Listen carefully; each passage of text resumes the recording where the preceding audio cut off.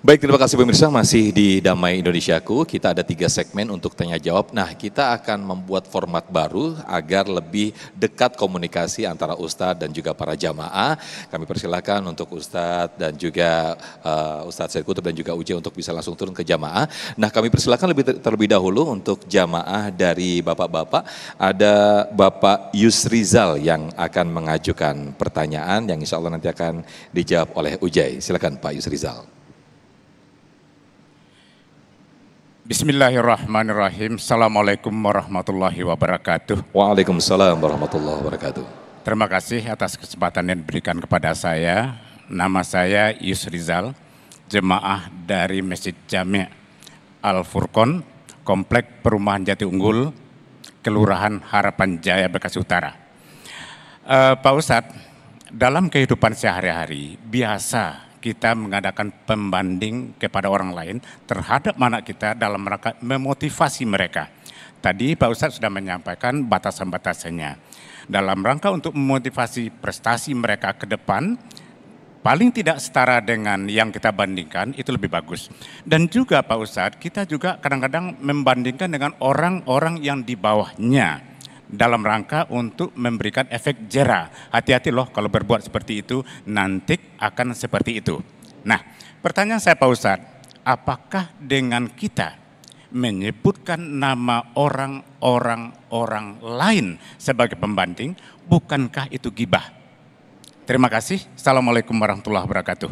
Waalaikumsalam warahmatullahi wabarakatuh. Pertanyaan yang sangat menarik sekali. Silakan Ujai, bisa langsung dijawab atau langsung dekat ke jamaah. Silakan. Ahsantum, pertanyaan yang cukup menarik dan ini bisa menjadi sebuah pelajaran buat kita.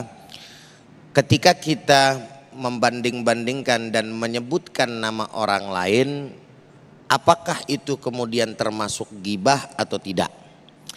Ghibah, kita harus pahami dulu nih definisi daripada ghibah. Yang namanya menggibah itu, Bu, Assalamualaikum. Masih konsentrasi? Alhamdulillah. Ghibah itu kan konotasinya menggunjing orang lain. Dan orangnya ada apa kagak?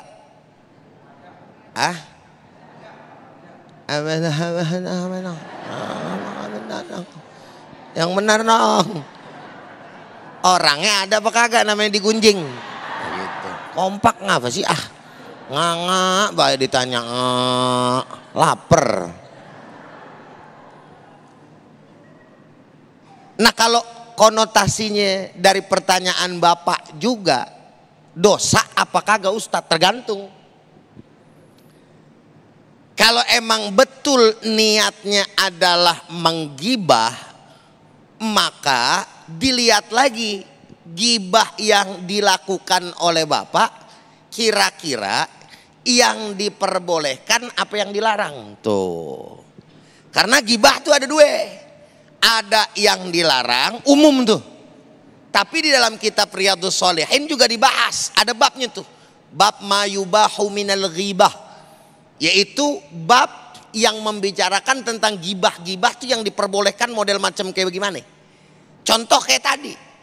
Kalau misalkan lebih spesifik dari pertanyaan Babeh nih. Gitu.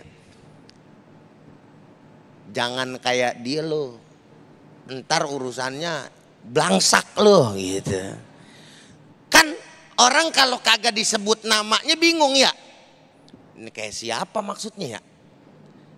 Kan mesti apa ya kalau orang Bekasi bilang kudu didantain. Tahu danta apa kagak? Ada orang fasik, ahli maksiat. Orang sekampung udah terkenal. Terus Bapak bilang jangan kayak dia ya.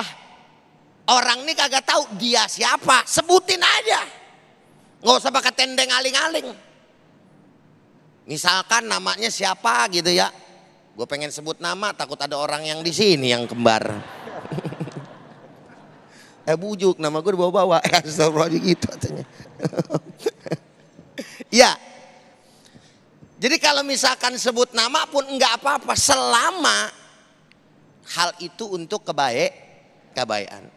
Tapi kalau misalkan hal itu untuk keburukan, maka itu yang tidak diperbolehkan. Nah biasanya perbuatan boleh apa kagak boleh, hati itu tahu Pak. Bener apa kagak? Apalagi yang urusannya sama dosa. Kalau urusan dosa udah pasti hati kita kagak tenang. Bener apa bener? Dan orang kalau lempengan dosa gitu kan, umumnya yang punya apa bahasanya ya, otaknya lempeng gitu, pasti ngumpet. Bener gak? Disembunyiin kalau punya dosa, malu, bener. Orang kagak boleh tahu. Tapi kalau ada juga yang ceritain Ustadz, itu udah kagak lempeng otaknya itu. Dosa dicerita-ceritain. Kira-kira sampai di sini paham apa paham? Tuh kan pahamnya pelan lagi jawabnya ini. Gue udah teriak-teriak ini jawabnya ini. Paham apa paham? Ngerti apa ngerti? Alhamdulillahirabbil alamin. Mudah-mudahan jadi ilmu manfaat. Amin, amin. Masya Allah. Terima kasih Ujai atas jawabannya.